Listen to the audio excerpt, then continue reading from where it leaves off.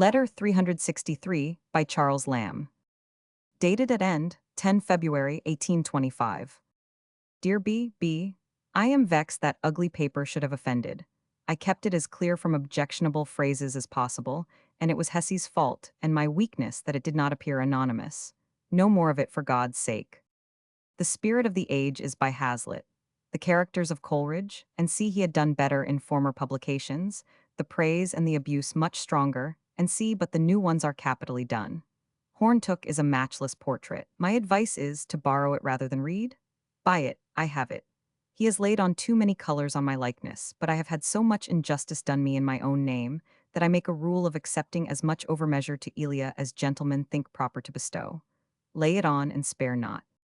Your gentleman brother sets my mouth a-watering after liberty. Oh, that I were kicked out of Leadenhall with every mark of indignity and a competence in my fob. The birds of the air would not be so free as I should. How I would prance and curvet it and pick up cowslips and ramble about purposeless as an idiot. The authormometer is a good fancy.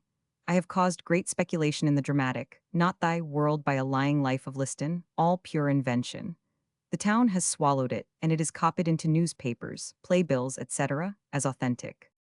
You do not know the droll, and possibly missed reading the article, in our first number, new series. A life more improbable for him to have lived would not be easily invented. But your rebuke, coupled with dream on J. Bunyan, checks me. I'd rather do more in my favorite way, but feel dry. I must laugh sometimes. I am poor hypochondriacus and not Liston.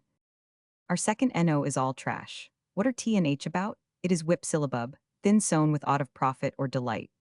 Thin sown, not a germ of fruit or corn. Why did poor Scott die? There was comfort in writing with such associates as were his little band of scribblers, some gone away, some affronted away, and I am left as the solitary widow looking for watercresses. The only clever hand they have is Darley, who has written on the dramatists under name of John Lacey, but his function seems suspended. I have been harassed more than usually at office, which has stopped my correspondence lately. I write with a confused, aching head, and you must accept this apology for a letter. I will do something soon if I can as a peace offering to the Queen of the East Angles, something she shan't scold about. For the present, farewell. Thine CL. 10 Feb. 1825. I am 50 years old this day, drink my health. That ugly paper was A Vision of Horns. Hazlitt's Spirit of the Age had just been published, containing criticisms, among others, of Coleridge, Horntook, and Lamb. Lamb was very highly praised. Here is a passage from the article. How admirably he has sketched the former inmates of the South Sea House. What fine fretwork he makes of their double and single entries. With what a firm yet subtle pencil he has embodied, Mrs. Battle's opinions on whist. How notably he embalms a battered bow. How delightfully an amour, that was cold 40 years ago, revives in his pages. With what well-disguised humor he introduces us to his relations, and how freely he serves up his friends. Certainly, some of his portraits are fixtures, and will do to hang up as lasting and lively emblems of human infirmity. Then there is no one who has so sure an ear for the chimes at midnight, not even excepting Mr. Justice Shallow, nor could Master Silence himself take his cheese and pippins with a more significant and satisfactory air. With what a gusto Mr. Lamb describes the inns and courts of law, the Temple and Gray's Inn, as if he had been a student there for the last 200 years, and had been as well acquainted with the person of Sir Francis Bacon as he is with his portrait or writings.